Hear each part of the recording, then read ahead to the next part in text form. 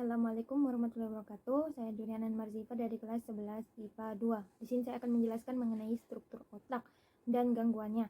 Nah, otak adalah organ yang sangat penting dalam tubuh manusia. Contohnya berfungsi sebagai sistem koordinasi. Di dalam otak terdapat 3 bagian, yaitu bagian otak besar ini ada 1, 2, 3, 4 bagian, dinamakan cerebrum. Nah, ini adalah otak kecil dinamakan cerebellum, dan ini adalah brainstem atau batang otak. Nah, yang pertama adalah lobus frontal. Lobus frontal ini terletak di bagian dahi sampai ke arah tengah. Lobus frontal ini berfungsi sebagai emosi seseorang atau cara orang memecahkan sesuatu atau tidak berpikir, kreativitas. Nah, lobus frontal ini dapat mengalami kerusakan karena cedera kepala, stroke, atau tidak dengan munculnya tumor dan lain-lain. Gejala yang akan terjadi pada seseorang jika terdapat kerusakan pada lobus frontal ini yaitu seperti menurunnya motivasi atau kreativitas, susah untuk berpikir, dan cara mengobatinya dengan cara terapi bicara bahasa atau konseling, terapi fisik, atau terapi okupasi. Yang kedua adalah lobus parietal. Lobus parietal ini terdapat di tengah, di belakang lobus frontal, di sini. Nah, bagian yang berperan adalah indera peraba. Jadi seseorang akan merasakan rasa sakit, suhu badan, tekanan, itu karena lobus frontal. Jika terdapat kerusakan pada frontal ini mengakibatkan ketidakadanya sensasi atau mati rasa. Dapat juga disebut dengan kesemutan. Yang ketiga adalah lobus temporal. Lobus temporal ini terdapat di belakang pelipis, di samping kanan dan kiri. Bagian yang berperan adalah indera pendengar, sehingga kita dapat mendapat informasi dari telinga, dan lobus frontal ini berperan untuk kemampuan bicara serta memori. Lobus temporal ini juga terhubung dengan kelenjar pituitari. Kelenjar ini yang berfungsi sebagai mengatur hormon, melawan penyakit seperti stroke, dan juga untuk pertumbuhan tulang. Nah, yang terakhir di otak besar ada lobus occipitalis yang berperan adalah indera penglihatan. Ketika retina kita menangkap objek, sinyalnya akan diterima oleh lobus occipitalis. Nah, lobus occipitalis ini akan mengenalkan kita gambar atau objek. Ketika lobus occipitalis ini rusak, ia akan kesulitan untuk mengenal suatu gambar atau objek, dan juga bisa terjadi buta warna dan sulit memahami kata-kata. Selanjutnya yaitu otak kecil atau cerebellum yang terletak di bagian bawah kepala dan di bagian bawah lobus occipitalis. Nah, otak kecil ini berfungsi sebagai menjaga keseimbangan tubuh, mengatur pembelajaran motorik, mengatur bergeraknya bola mata, dan juga mengatur gerakan tubuh.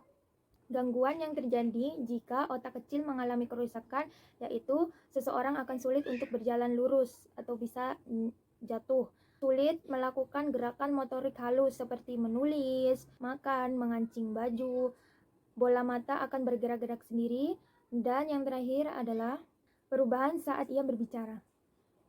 Yang terakhir adalah brainstem atau batang otak. Batang otak ini menghubungkan otak besar dan otak kecil ke sumsum tulang belakang. Fungsi dari batang otak ini adalah seperti membuat bernafas, menelan, mengatur suhu tubuh, mengatur detak jantung, tekanan darah, juga mengatur siklus tidur, dan menjaga kesadaran diri. Ada 4 bagian batang otak. Yang pertama di bagian atas adalah diencephalon, yang kedua adalah otak tengah atau membrane, yang ketiga adalah pons, yang keempat adalah medula.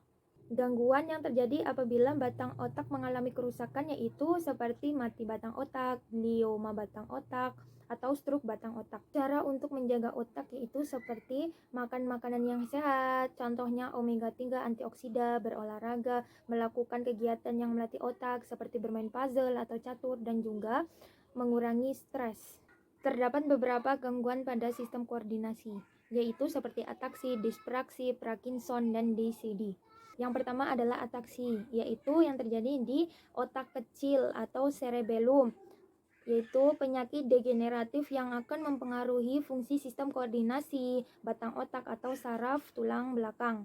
Penyebab dari penyakit ini yaitu penderita akan berjalan terombang-ambing karena jalannya yang serentak, bahkan sampai jatuh, karena juga jalannya yang tidak seimbang. Gejala umum yang terjadi pada penyakit ataksia ini seperti masalah dalam berbicara, tremor, dan sulit menelan. Yang kedua adalah Parkinson, penyakit degeneratif yang terjadi pada lansia sehingga menyebabkan tremor, jalan tidak seimbang, gerak tubuh lambat dan kaku. Parkinson terjadi apabila kekurangan dopamine, suatu neurotransmitter zat kimia yang ada di bagian otak tengah. Biasanya juga disebabkan karena kelainan genetik.